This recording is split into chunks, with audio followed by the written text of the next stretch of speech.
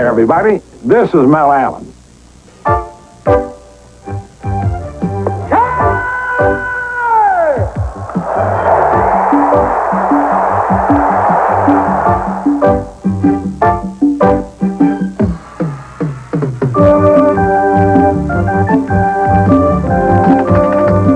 Coming up on This Week in Baseball, the new-look Kansas City Royals stirring things up in the not-so-quiet American League West. Magical moments. He don't want to walk you. He don't want to walk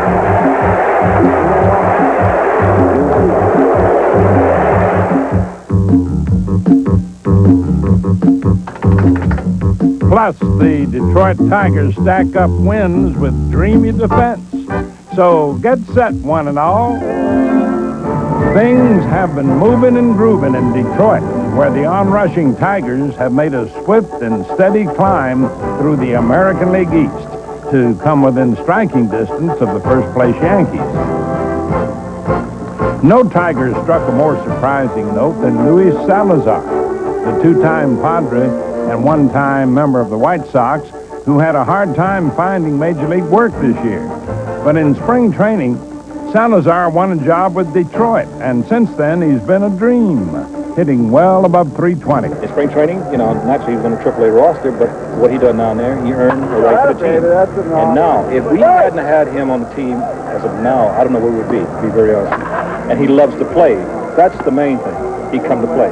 So he's playing the infield or the outfield. He adjusts, and there's no problem there. So the plus is when he put the bat on the ball. That's the biggest plus. That's what I enjoy most of all. That his hitting has kept us right up on top. Well, without Luis Salazar at this point, I don't know where we would be. It's amazing because we lose great players and then we fill in with players who are doing just as good, if not better, than the players we lost. This is my third base glove. This is my second base glove. This is my outfield glove. And this is my first base glove. A man of many means, Salazar has helped Detroit stack up the fewest errors in the league. Not only that, the Tigers have made almost half as many errors as they did this time last year.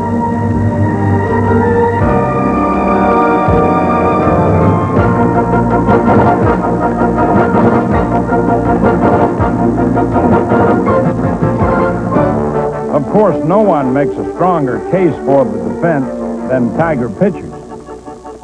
Our whole defense is just so strong that as a pitcher, you just throw the ball up there and say, hey, if you're going to hit it, I've got a good chance of somebody making the play. We're not a team of a lot of superstars, but we've got a lot of guys that know what they have to do and know what it takes to win, and that's what's been doing it for us. And hey, that Jeff Robinson's a big factor, too. In his second season, he's been most impressive on a not-so-impressive staff. An 8-2 record with 7 straight wins. Hey, Jeff, what's been the secret to your success? I just think being aggressive, being out there thinking, and knowing in my mind that if I make my pitch, they're not going to be able to hit it, and if they do, they're going to hit it at one of the other 8 guys that I have behind me. I can't try to finesse people. I got to try to go after them. And some days you have it, some days you don't. And the days you do have it, you're going to be tough to beat. Despite being in the middle of the pack in pitching and hitting, Detroit keeps finding ways to win. And as for those who figured them too old to still be contenders, the Tigers contend otherwise. We just go out and have fun and play hard baseball. We're old and we're young, but we know how to play the game. You never know. Meanwhile, if the Royals are hard to recognize these days, it's no wonder. Thanks in big part to a lively offense, Kansas City has won 12 out of 13 and pulled itself back into the West Division race.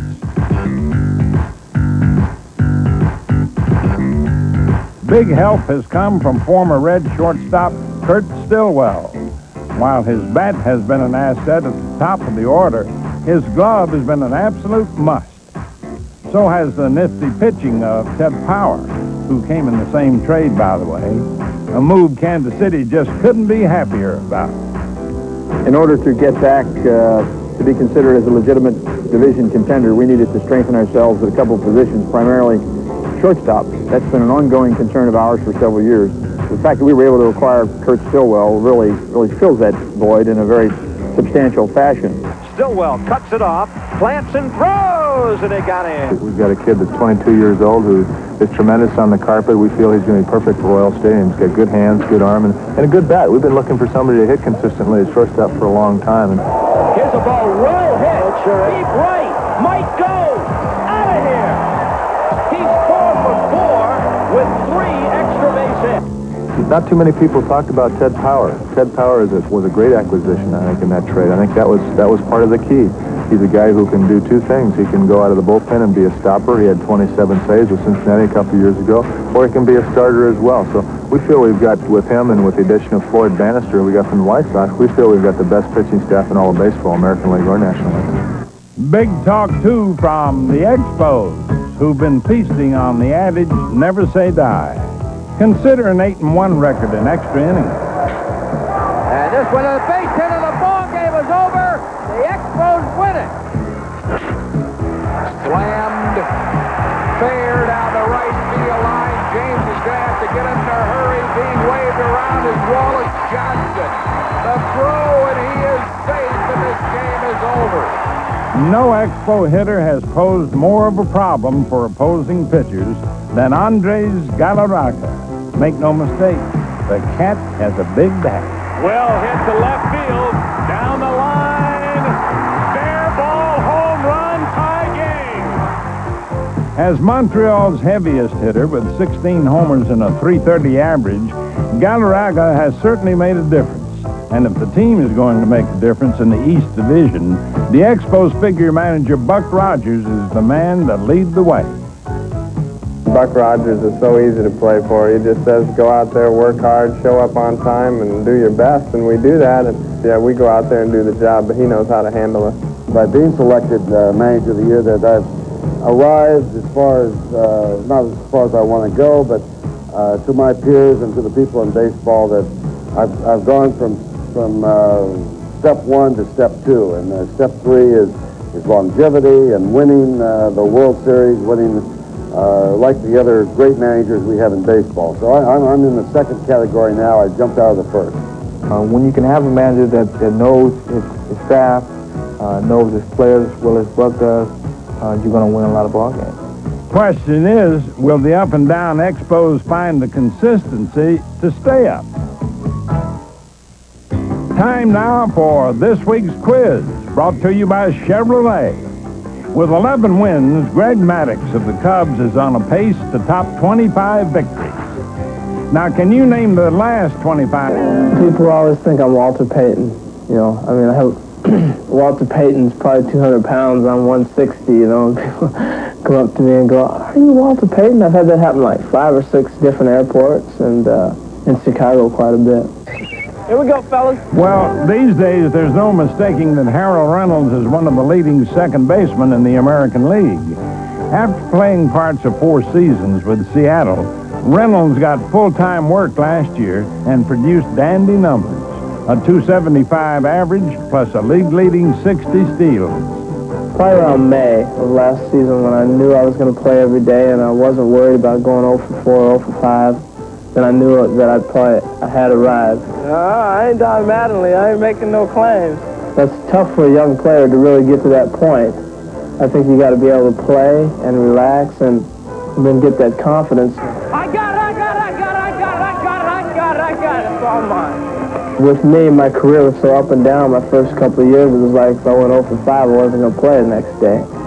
And that put a lot of additional pressure on myself. And so last year, I realized that, hey, I am the second baseman, and nobody else on this bench is going to pick me out of the game. So I'm just going to go out and play. And that ball's hit off the end of the bat into shallow center field, coming up Thurman, and it's going to drop. And there's your new record. So Harold Reynolds has just set a Mariner record with 8 straight hits. Also witness a .315 average for the 27-year-old, who's now found a home in the majors. And for the community-minded Reynolds, that means more than just playing ball. The position that you're in as far as opportunity to reach a lot of people. The platform, I guess, is the best thing about it if you handle it properly. I just enjoy being able to have an opportunity to go and speak to kids and to be able to share with them some real principles of life And I think if I was in any other walk of life, so to speak, I wouldn't have that platform, that instant in with them to be able to go in and speak and do things that I do. And now this. Mike Scott, ace of the Houston Astros, was about to make history when he came within 1 out of a no-hitter against the Braves. They're on their feet in the Astrodome. I like looking at the little kids, 8, 10 years old, who might be seeing history. Something they'll never forget. It's all up to Ken Oberkfell, a contact hitter for the most part. Line right field, it's a base hit, and the no-hitter is history. Oberkfell hit it hard, nothing fluky about it. Yes, but do you remember 2 years ago when Scott no-hit the Giants to clinch the National League West? Baseball, a game of thrills. And here's some major leaguers to talk about their most thrilling moments. The greatest feeling I ever got when I was playing in the big leagues was actually the first day that I ran on the field in Dodger Stadium. Lining up along the baseline, down in summer, singing the national anthem. And I got out there and I threw my warm-up pitches, and the national anthem had just played, and I turned around and I looked, and there was 60,000 people there, and most of the time I felt like their eyes were focused on me. As a kid, you set a goal. My goal in life was to become a Major League ball player. And to actually do that, that particular day I had reached the apex. I think the thing I always remember about the game was being on base when Hank Aaron hit his 715th home run. You know, that's something that no one else can claim, and I was a part of it, and I got to meet him first when he scored, and it was a big thrill for all of us. The 9th inning of my 300th win, Anaheim Stadium against the Texas Rangers. I'm not one who gets emotionally involved too much. It's a job. I come to the park to do my job, to prepare and to kind of punch it out, get it over with and go home. But that night, there was an electricity in the air that I could feel. It was almost like static electricity was everywhere. My most exciting thing that's ever happened to me in baseball was Johnny Bench hitting that home run. 1-2. The line. And the pitch to Bench. Change hit in the air to deep right field. Back goes Clemente. It's a save. He's done. Then I knew we would win. You know, when we tied the score, I just knew we'd win. And we won at that inning on a wild pitch. And when I hear Al Michaels describe it, and to this day, a lot of times in the winter, if I sitting around, I'll put it on just to hear it. It's the most one single exciting thing that's ever happened to me in my baseball career. No doubt, the night I struck out 20 against the Seattle Mariners, it definitely changed my life and changed my family's life. It was definitely an unbelievable night, and just very thankful that it came my way. I pushed for it, and again, those nights like that make you want to work harder and harder to achieve greater things. Probably against the Mets, when we had them in the Astrodome, when I hit a home run to tie up the game off of Jesse Orozco. That was probably the highlight of my career. High in the air, toward the corner, curving, it is home run! Guys play 20 years and never get to have a moment like that, and I'm just thankful that, you know, it happened to Billy Hatch. You mean you're talking about striking him out? Yeah. We got to bring the infield in. Okay. 1 out. Now, if he doesn't run good, you can stay back a little further. He don't want to walk you. Yeah, he don't want to walk you.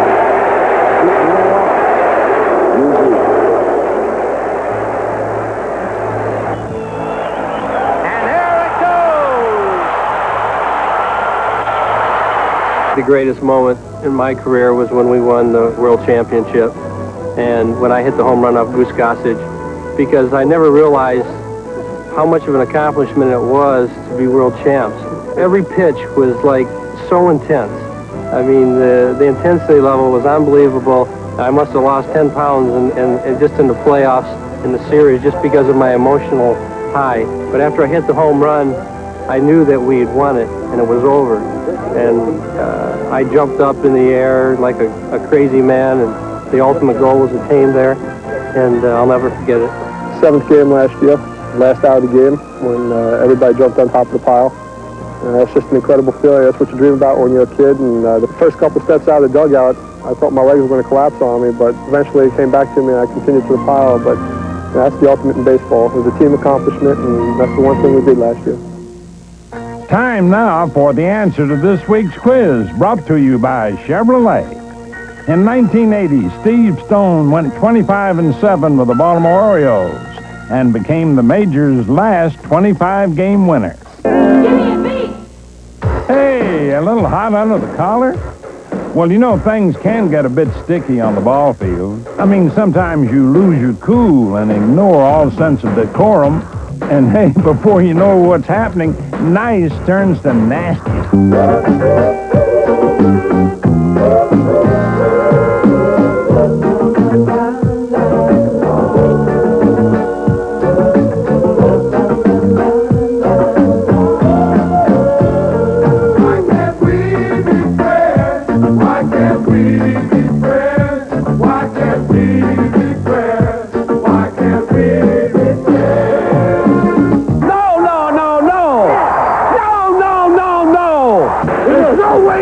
He ever take it.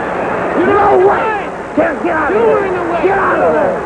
Don't you be intimidating me. I'm not intimidating you. Don't you be intimidating me. I'm not intimidating you, but I'm going to tell you something. As far as I'm concerned, he went enough. Well, that's good enough for me. Okay. But sometimes get some help on it, too, all right? All right, buddy. That's the rule. All right. He gets running away. Johnny, hold it. He's good running away. Try to get it. Go ahead and stop it. Stop it out there. Go ahead and tell him. I can't breathe you,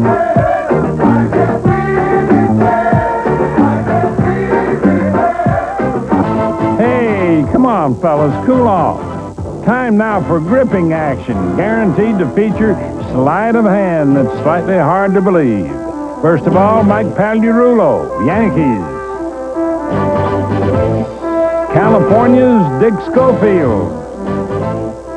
Houston's Gerald Young. Chicago Cub, Sean Dunston. In a tangle, Albert Hall, Braves. Kansas City's Jim Eisenreich. Toronto's Kelly Gruber to Nelson Liriano for 2. Ricky Henderson to Yankee teammate Joel Skinner. Scott Fletcher, Texas. Mickey Tettleton, Orioles.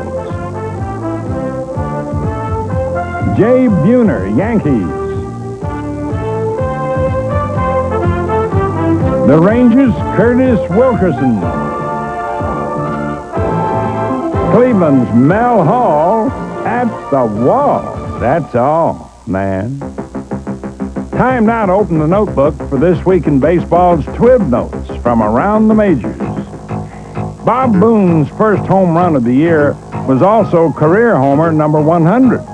Reaching the century mark meant that Bob and his father, 13-year veteran Ray Boone, became the second father-son combo to have each hit 100 homers.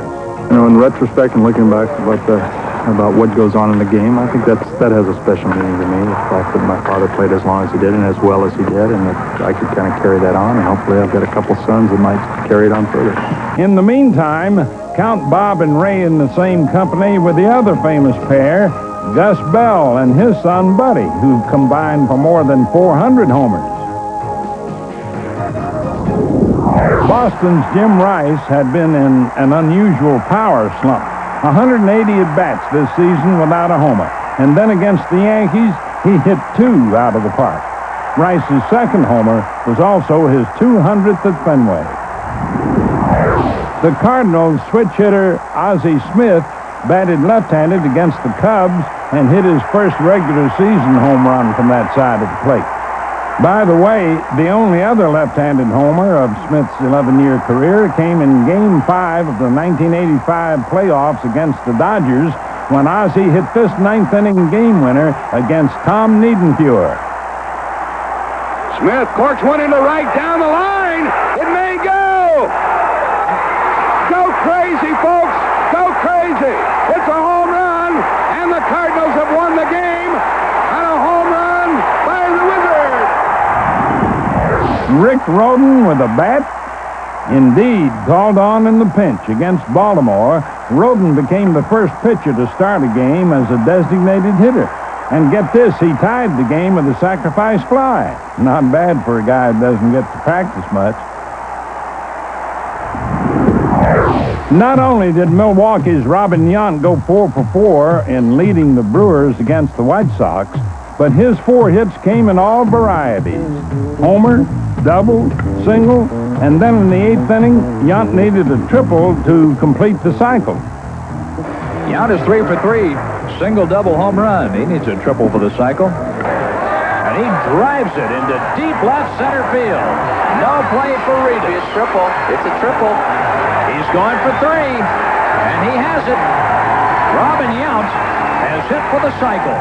And for good measure, Yount drove in the game winner. Now, our Player of the Week, brought to you by Gatorade Thirst Quencher. For Dennis Rasmussen, there was some kind of a homecoming in San Diego. In his first start since traded back to the Padres, he equaled a career high with 10 strikeouts as he 5-hit the Dodgers in the midst of the Padres' 3-game sweep of Los Angeles and 6-game winning streak overall.